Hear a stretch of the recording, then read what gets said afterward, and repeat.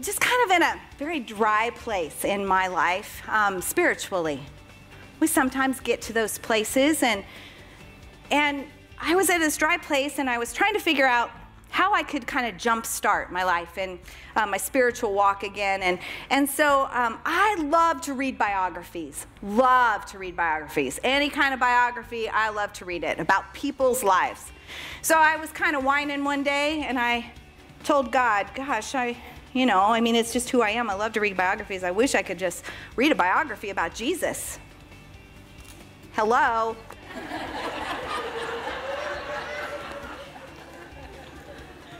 Yeah, that's kind of what this book is.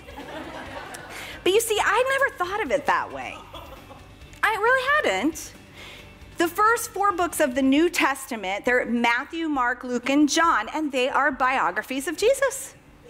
And so as I was reading through them, I decided I would read through them with a version of the Bible called The Message. It's kind of a paraphrased version, and it read more like a novel. And so I'm reading through, and oh my goodness, the life of Jesus is like coming alive to me.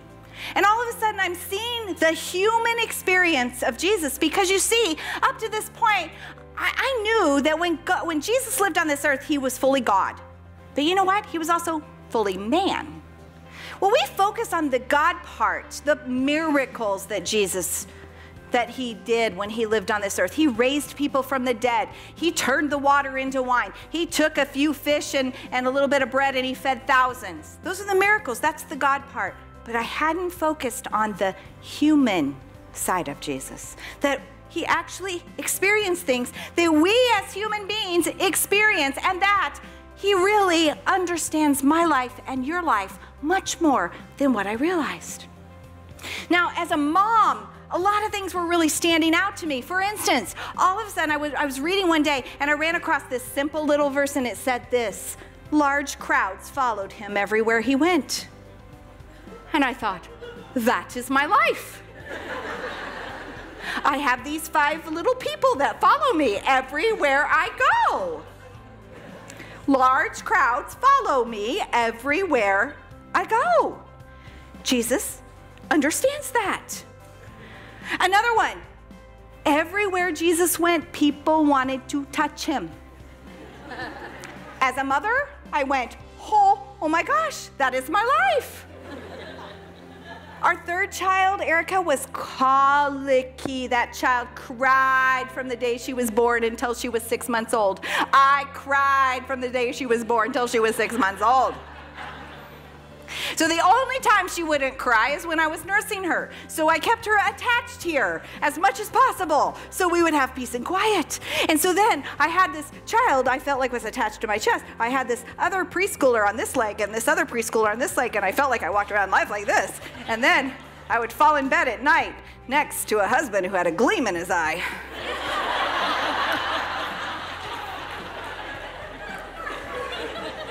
And I wanted to say, one more person touches this body,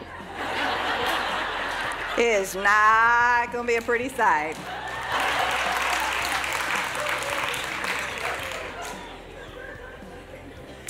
I had never, ever considered the fact that Jesus would understand what it feels like to have no personal space.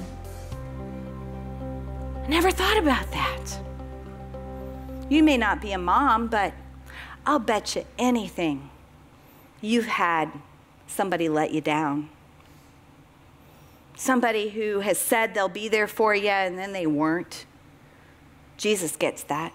There's a story in the Bible. It's right before he was going to go to the cross and give his life for you and for me. And he knew what he was facing, okay? He's human. He is going to be in extreme pain to be put on a cross. And so he says to his friends, the disciples, I'm going to go pray. Will you pray with me? And they say, yep, we will pray with you. Got you covered. Jesus says, I'm going to pray over here. You pray right here. He said, okay. He goes and he prays. He comes back. Do you know how he finds his friends? They're sleeping. Can you imagine the disappointment? Man, you promised me. You promised me that you would stay awake and you would pray.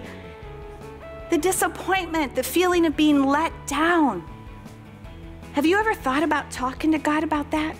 Because you know what? He gets it. I'll betcha every one of us in this room has experienced the feeling of being betrayed. Jesus was betrayed. You see, you and I have an opportunity to have a relationship with a God who understands our life, our challenges, our failures, our places where life is difficult, where people let us down. He wants that relationship with us, and he gets it.